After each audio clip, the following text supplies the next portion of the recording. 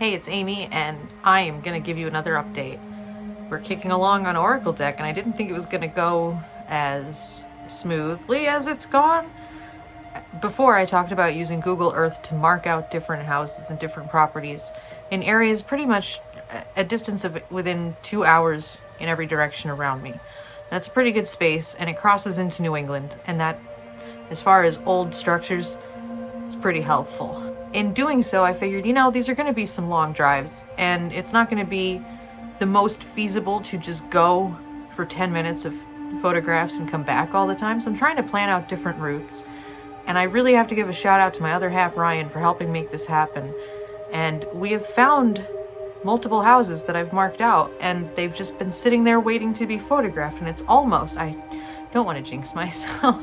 I don't know how superstitious I really am, but it's been almost too easy and too awesome to be able to mark them and go find them and have these things waiting and ready to be utilized in a way that I think could be helpful to people, and also something creative I'm really just kind of stoked about. And because it's gone well, I'm getting more excited to keep going.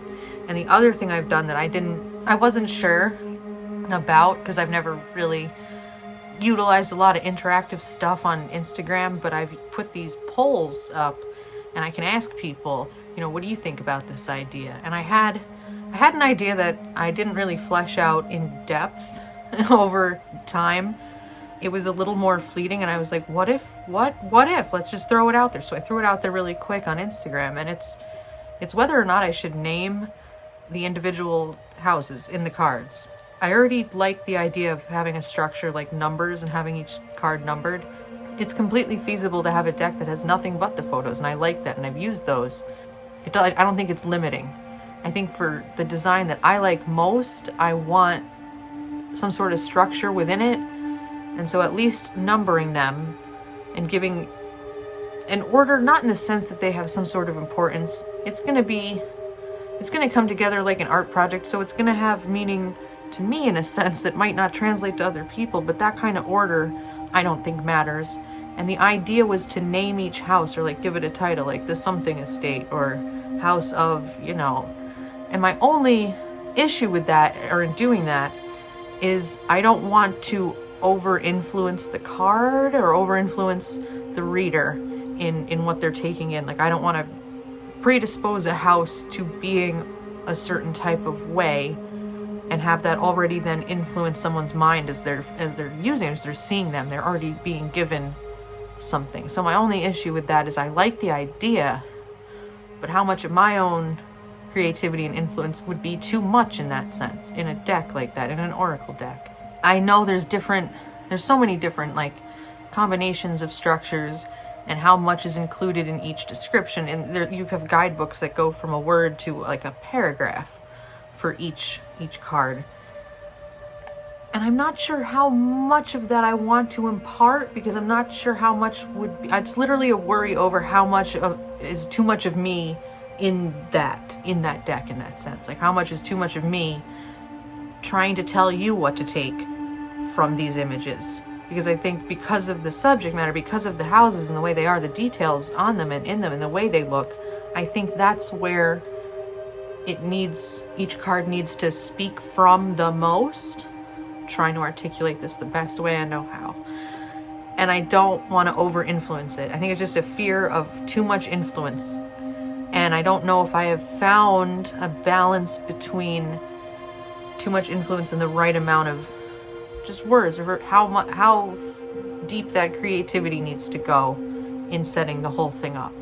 And that's kind of where I'm at, and I figure that's kind of worth it for a deck update, is that things are going awesome because I can go and I can find these places, and I'm having some really good luck on that and help on that, and that's fantastic. And the other thing is, when it comes down to this design, how much more am I going to impart into the whole creation beyond just the photos and the way those turn out? And I think that's where I'm kind of at the in-between of, and obviously I'm still at the point of thinking about it. It's not like, oh, we're set in stone. It's not like I'm taking from Instagram polls, and I'm being surprised by how well received that is. And I'm also wondering how much more that's going to take to really make including more words effective and the right way. Is it the right thing to do, and how do I do it right? I think it's probably everybody's worry on a lot of different things, especially when it comes to something like this, I would imagine. There's just process to it, and you got to find where you know you're right on that creativity, or find where you feel you are doing the right thing the right way that you want.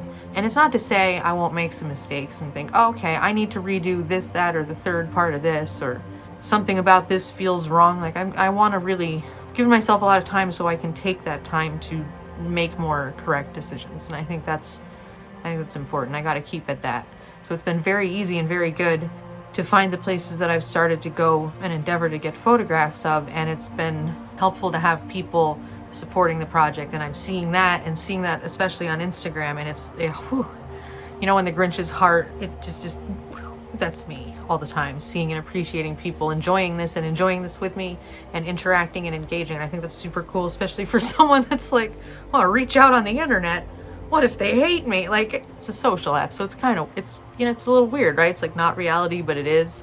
And to find support through that and to see it and feel it is very gratifying. So thank you for that.